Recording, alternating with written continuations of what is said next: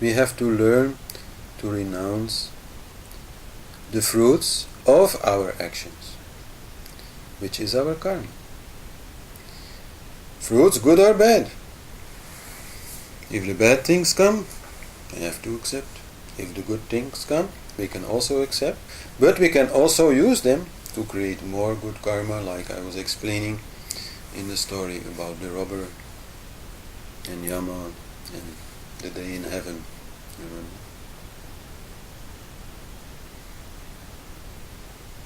We can do karma yoga. Karma yoga means to do things that are beneficial to others without expecting anything in return. Neither money, nor name or fame, nor anything else. Doing karma yoga creates good karma. But we have to be able to do it while feeling good and happy. If we do karma yoga, suffering because of what we do for others, the suffering also will create bad karma. It will be just an ego game. So, this is what we can do. And as I said, only in deep meditation, only in samadhi, we can really work on our karmas. In deep meditation, when our personality is lost, the old stuff will come up from the cellar. And if we can stay in the self, stay as a witness, not get involved, then these visions, these images will gradually dissolve, and they will no longer bother us and no longer create any bad karma.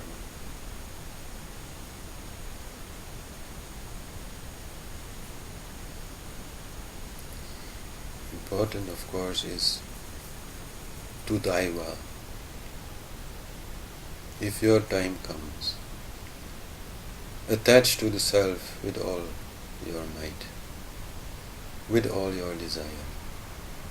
Try to forget everything else. Attach to the self, and that will dissolve so many of your bad karmas that you will be able to maybe, spend a good time in the heavens. Do good things also from there, and then come back to continue the game in a pleasurable fashion.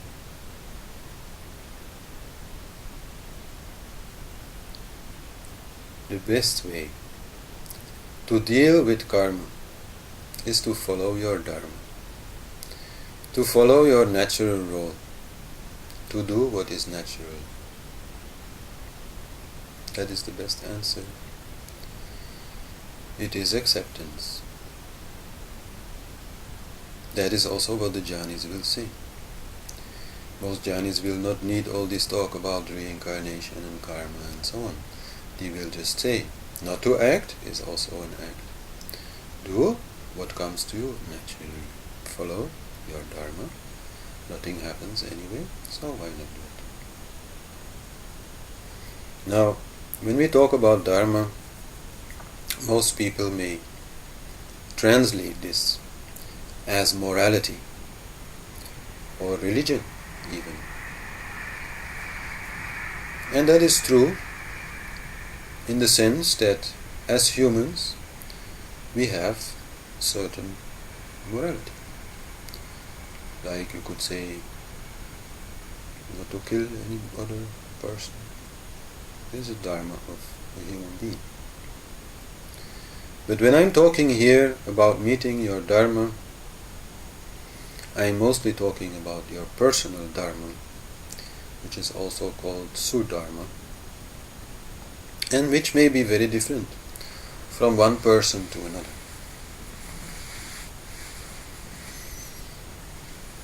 Dharma is to do what is your nature, what is your natural role, what is your place in society, in life.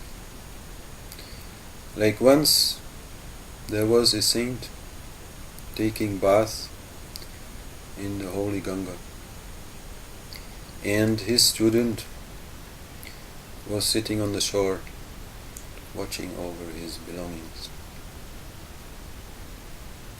A little upriver, there was a tree overhanging the water. And on the branch of this tree there was a scorpion, and suddenly this scorpion fell into the water. And so it floated on the water towards the saint. The saint picked it up in his hand and started wading towards the shore of the river to put it there. The student cried out, "Baba, drop him! He will sting you! He will kill you!" The Baba still continued. And indeed the scorpion came a little bit, awake because of the warmth of the hand and stung the saint. But the saint bore the pain and brought him to the shore and said to his student, "It is the Dharma of the scorpion to sting, but it is the Dharma of the saint to not mind and bring him anyhow to safety." So in that way our dharmas can be very different. A tiger does not need to be a vegetarian. He's a tiger. It's his dharma to kill and eat meat. When a tiger eats his prey, kills his prey, that does not create any bad karma for the tiger, because he is a tiger. For other creatures, that is different.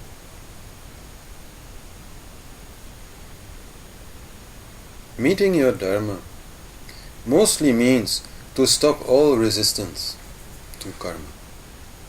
That is the true adharma. Resistance is adharma, acceptance is dharma. When resistance is there, the feeling of sin will be there, the guilt will be there, and the bad karma will come out of it. If you feel that you are doing what you should do, what is your natural role, then you will feel satisfied with yourself and not create any bad karma through it. It comes in many small things. Like, when you eat, then afterwards you got some dirty dishes. So it's your dharma to clean them. And of course, we do that all the time. But many will sometimes feel resistance to it and feel, "Oh gosh, I really don't like to clean dirty dishes." They leave them there for some time until maybe they start smelling so much they have to clean them anyway.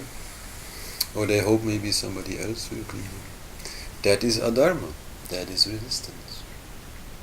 If you are a father or a mother, you cannot resist taking care of your child, taking care of its needs. That is your natural role.